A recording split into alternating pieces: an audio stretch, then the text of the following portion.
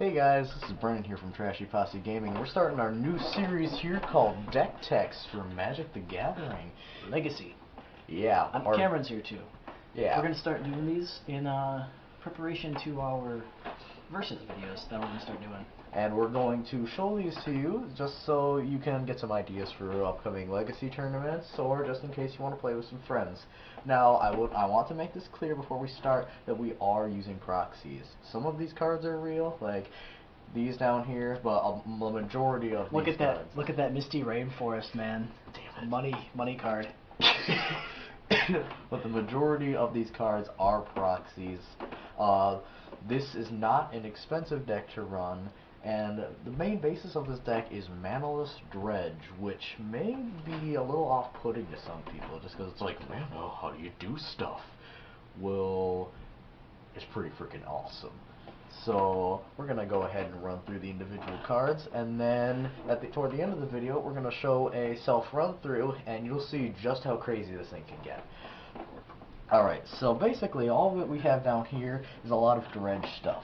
So we have Golgari Thug with Dredge 4, Shambling Shell Dredge 3, Snakeweed Imp Dredge 5, Golgari Grave Troll Dredge 6. For those of you not sure, by the way, Dredge is an ability where instead of drawing a card, in replacement of drawing a card, you can take this card in your library, and your graveyard, put it back in your hand, and then mill yourself for that number of cards. Exactly. And that is whenever you can draw a card. That is not just at the beginning of your turn, which is where cycling can come into play with Street Wraith. Now, in cycling, you pay 2 life and discard Street Wraith, and you can draw a card. Now, instead of drawing this card, you can use any of these cards to dredge yourself in order to get more cards into your graveyard. Now, that's also what the Gataxian Probe here is here for too. Gataxian Probe here is used for also doing that dredge, but it also has its little combo of its own inside this. When you activate it, you're like, oh, how do you activate it? Well, it's part of this awesome little set here, which is called, what was it called? New Phyrexia. Yeah. That was it. Phyrexian mana, you can pay life instead of paying the mana cost. Which is basically what you have to do. Super good card. Love them. Yeah, for a common, it's pretty awesome. Play it, pay 2 life, look at target player's hand, dredge yourself. Pretty cool. On top of that, you can play Cabal Therapy, where you can then get rid of a card from that player's hand. And the you can cool also thing about use that, it to possibly get a bunch of your dredgers into the graveyard too, which is really cool. And the cool thing about that, it's got flashback, you sacrifice a creature. Basically all these cards, the way you play them, they all have workaround ways into getting onto the field, so you don't have to pay mana. That's also where Necromoeba comes in play. He's basically your main, he's your first creature that's going to come out, because whenever he gets milled, he just comes into play. And you don't only have to rely on these Necromoebas in order to start this whole Dredge combo, which I'll run through here briefly. Basically, it runs all around this card called Flare the Hatebound. Now what it does is whenever it comes into a play, or another creature comes into a play, it deals damage directly to the opposing player based on the power of that creature. Now what is used with that is a couple of these cards, Bridge from Below, and where are you? Dread Return. Now, with Narcomoeba, you mill yourself by dredging, they immediately come out of the battlefield when they get milled from a player's library. Another thing, Nether Shadow, when you dredge yourself for more creatures, if there are 3 creatures above it, it just comes into play.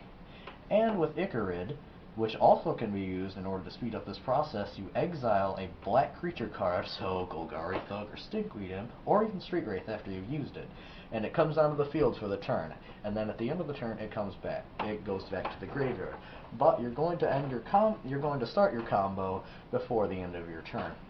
Now, once you have 3 creature cards out onto the battlefield, and you have at least a Dread Return and a Balustrade Spy in your graveyard, then you can start the chaos. Basically, you activate Dread Return, which its flashback is sacrificing 3 creatures. So you'd sacrifice either the Narcomoebas, the Nether Shadows, or the Icarids here. And also with sacrificing, it triggers Bridge from Below, so you also get more 2/2 zombie tokens, which you can use to flashback more stuff. Which is crazy, because at the end of this, if you have all 4 Bridge from Belows in your graveyard and you sacrifice 3 creatures, you get 12 2/2 zombies.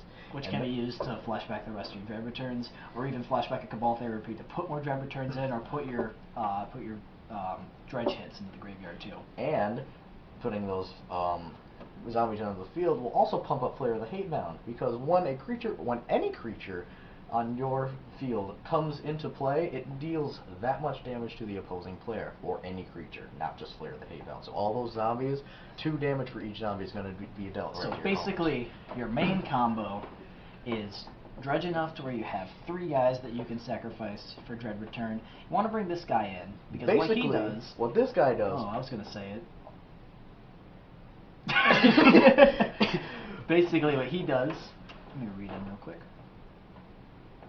Basically, when he enters the battlefield, target player mills himself till you hit a land. So... But you're playing landless Dredge, so you mill your entire deck into your graveyard. You have all that to work with. Because normally when you read that, you'd think you'd do it to the opposing player. In this case, you do it to yourself. But and here's the reason for running Progenitus.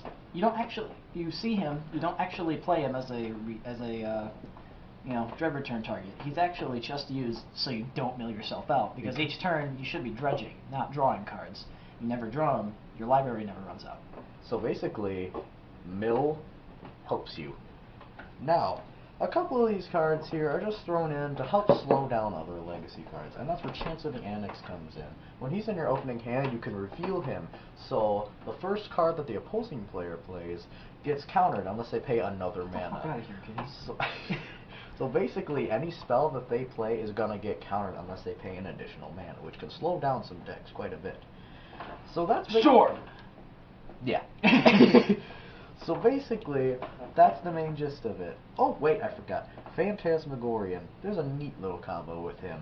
If you have one in your... you don't even need one in your hand. If you have at least 2 in your graveyard, you can discard 3 cards from your hand and return him to your hand. So you discard 3 cards, return him to your hand. Use the other Phantasmagorian in your graveyard.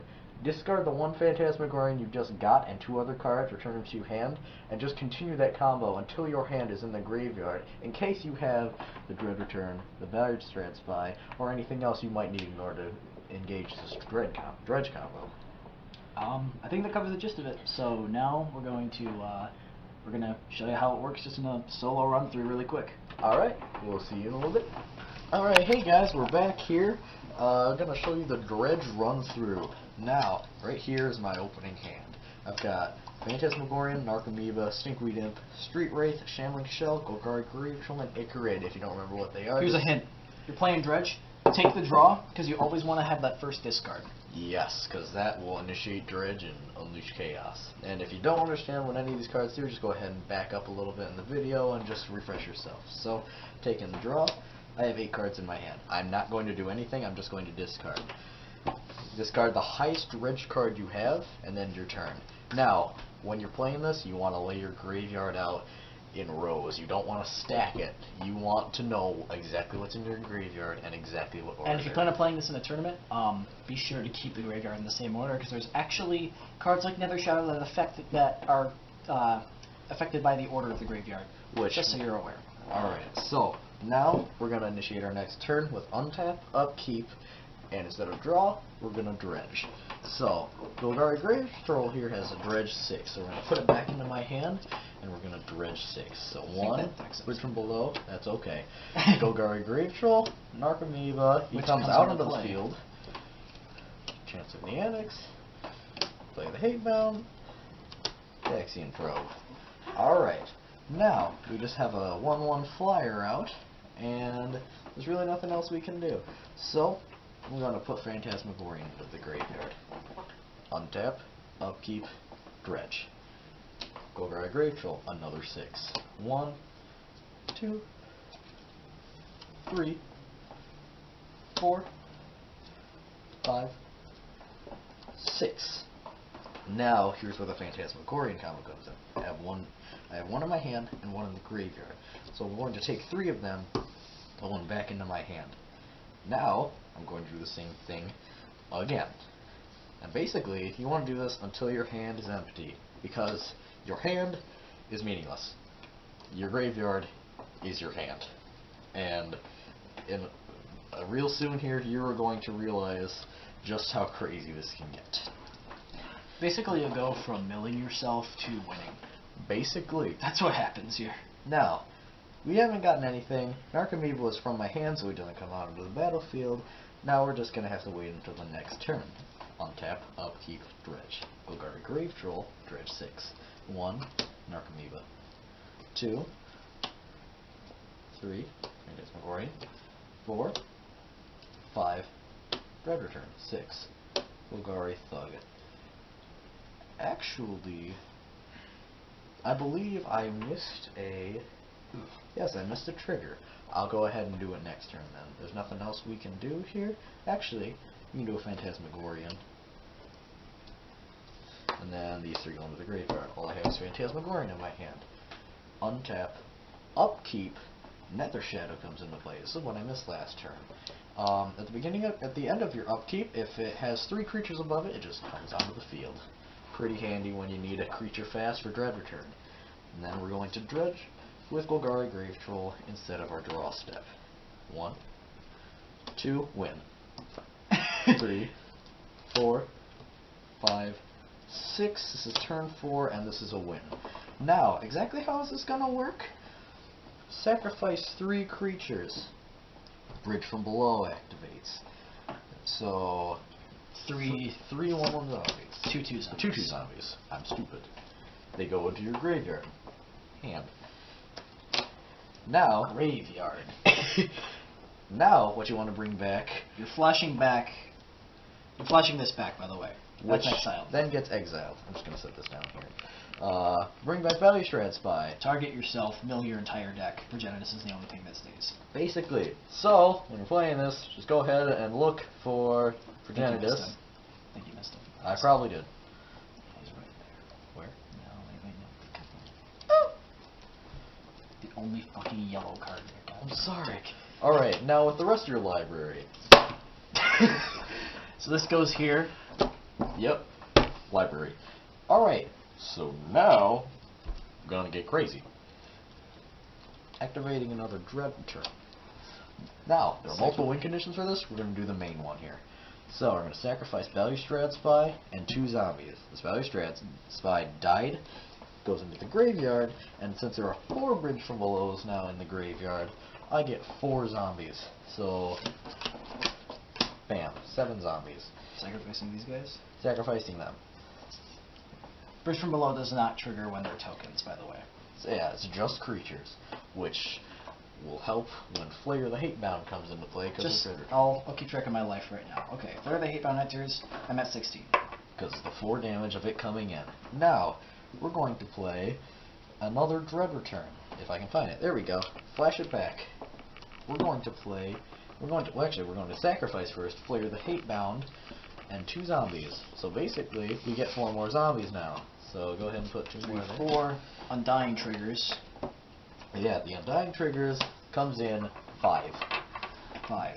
Now, Flash the back. other Flayer the Hatebound comes in, another 4. 1, 2, 3, 4. I'm at 7. Now, look in your graveyard for the one last Dread Return. Actually, not the last. That's only... yeah, that's the last one. Sacrifice both Flayers of the Hatebound and 1 zombie. So, they're dead. 8 zombies. So there's 1. 7 more. 3, 4, 5, 6, 7. Wait, yeah, 7. Yeah. Undying activates. 5 damage. Plus the 2 damage from each zombie that just came into play. Yeah, gone. There's No, 16 don't take damage. it, cat! Another flare, another 4 damage. They're basically gone. So that's how Dredge works. It's very quick. That was a turn 4 win. That's actually kind of slow for this. But I'll take my cards. there's a little bit of sideboard. I'll include that in the description once I get it narrowed down. And that'll do it for our video. Go ahead and check us out in our other deck tech videos. And if you have any questions on this deck or any other decks that we make, go ahead and message us or post something in the comments and we'll be sure to get back to you. Alright, we'll see you in the next video.